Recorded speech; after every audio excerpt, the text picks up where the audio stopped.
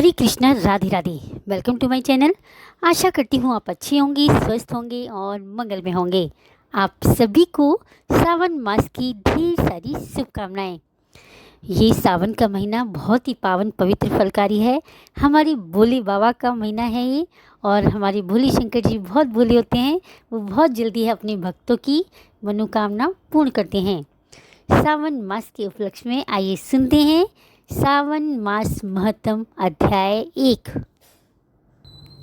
भोले शंकर जी, माता पार्वती, कार्तिक संग गणेश जी के श्री चरणों में आप सबके मंगल की कामना करती हूँ। भोले शंकर जी, पार्वती मैया आप सभी की मनोकामना पूर्ण करें। तो आइए सुनते हैं सावन मास महत्म अध्याय 1।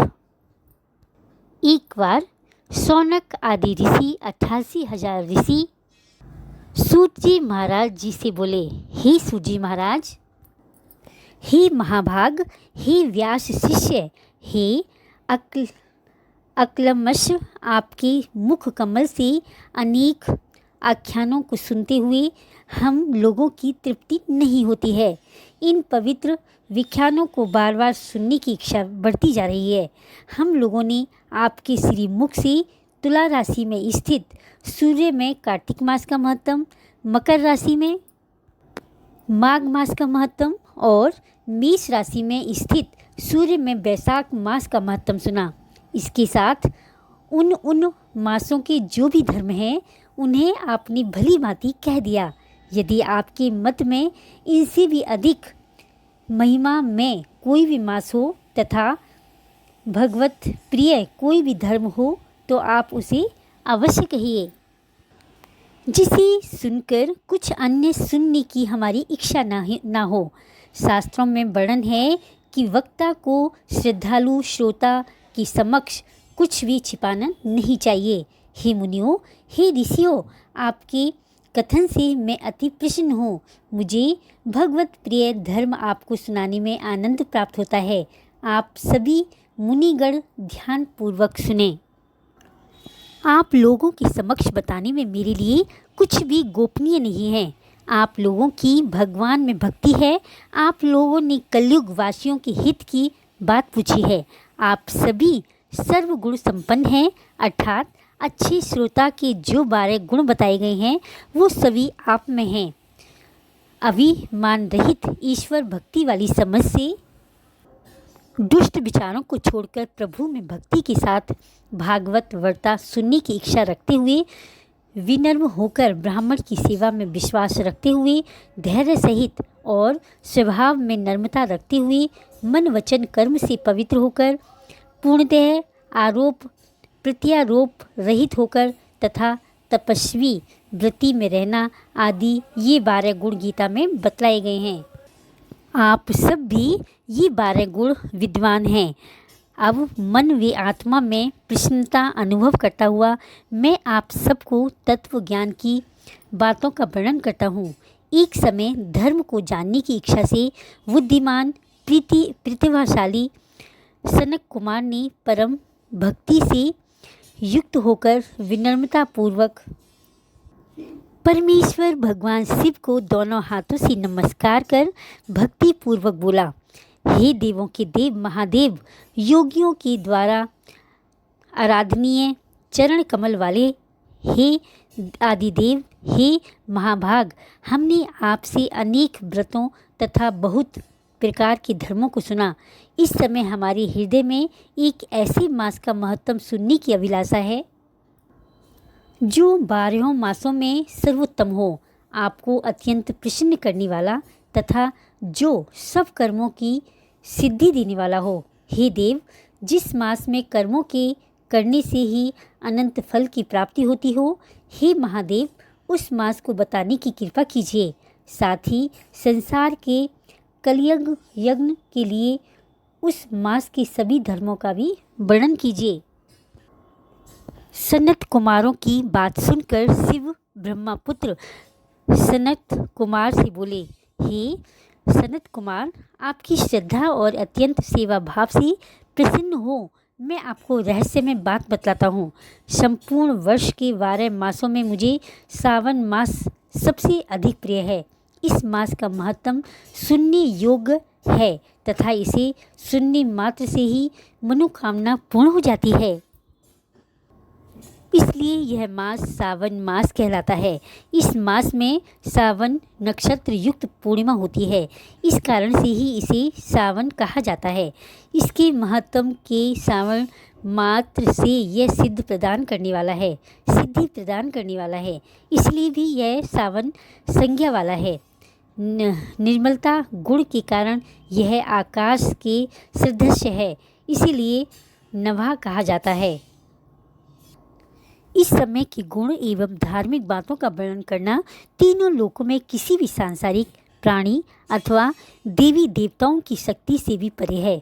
इस सावन मास के धर्मों की गणना करने में इस पृथ्वी लोक में कौन समर्थ हो सकता है, जिसके फल का संपूर्ण रूप से वर्णन करने के लिए ब्रह्मा जी 4 मुख वाले हुए, जिसके फल की महिमा की देखने के लिए इंद्र 1000 नेत्रों से युक्त हुए और जिसके फल को सुनने के लिए शेषनाग 2000 जीवाओं से संपन्न हुए। अधिक कहने से क्या प्रयोजन, इसके महत्व को देखने और कहने में कोई भी समर्थ नहीं है। हे मुने, अन्य मास इसकी एक कला को भी नहीं प्राप्त होते। यह सभी व्रतों अथवा धर्मों से युक्त है। इस महीने में एक भी दिन ऐसा नहीं है जो व्रत से रहित दिखाई देता हो। इस माह में प्राय सभी तिथियां व्रत युक्त हैं। इसके महत्व के संदर्भ में मैंने जो कहा है, यह केवल प्रशंसा मात्र नहीं है। जिज्ञासु भक्त, दुखी, अर्थ की कामना करने वाले, मोक्ष की अभिलाषा रखने वाले और अपने अपने अविष्ट की आकांक्षा रखने वाले चारों प्रकार के सब लोगों, ब्रह्मचार्य, गृहस्थ, वानप्रस्थ, संन्यास आश्रम वालों को इस सावन मास में व्रत अनुष्ठान करना चाहिए। सनत कुमार बोले, हे भगवान, हे ईश्वर, आपने बतलाया है कि इस मास की सारी तिथियां व्रत धारण करने के लिए होती हैं।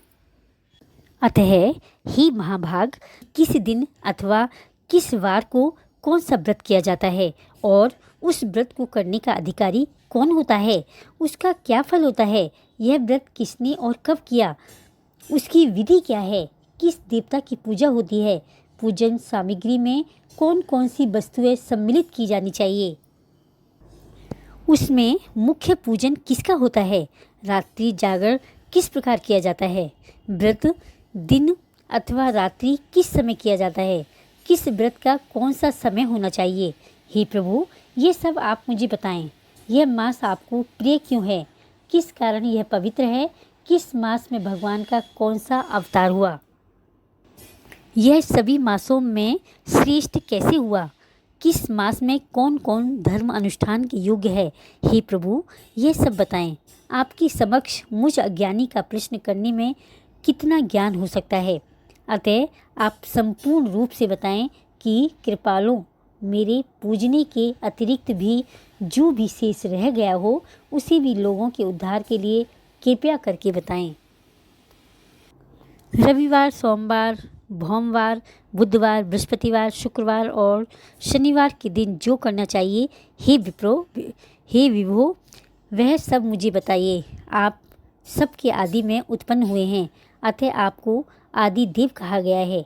जैसे एक की विधि बाधा से अन्य की विधि बाधा होती है, वैसे ही अन्य देवताओं के अल्प देवत्व के कारण आपको महादेव माना गया है। तीनों देवताओं के निवास स्थान पीपल वृक्ष में सबसे ऊपर आपकी स्थिति है। कल्याण रूप होने के कारण आप शिव हैं और पाप समूह को हरने के कारण आप हर हैं। आपके आदि देव होने में आपका शुक्ल वर्ण प्रमाण है, क्योंकि प्रकृति में शुक्ल वर्ण ही प्रधान है, अन्य वर्ण विकृत हैं। आप कपूर के समान गौर वर्ण के हैं। आप आदि देव हैं। गणपति के अधिष्ठान रूप 4 दल वाले मूलाधार नामक चक्र से ब्रह्मा जी के अधिष्ठान रूप 6 दल वाले स्वाधिष्ठान नामक चक्र से और विष्णु भगवान के अधिष्ठान रूप 10 दल वाले मणिपुर नामक चक्र से भी ऊपर आपके अधिष्ठित होने के कारण आप ब्रह्मा तथा विष्णु भगवान के ऊपर स्थित है।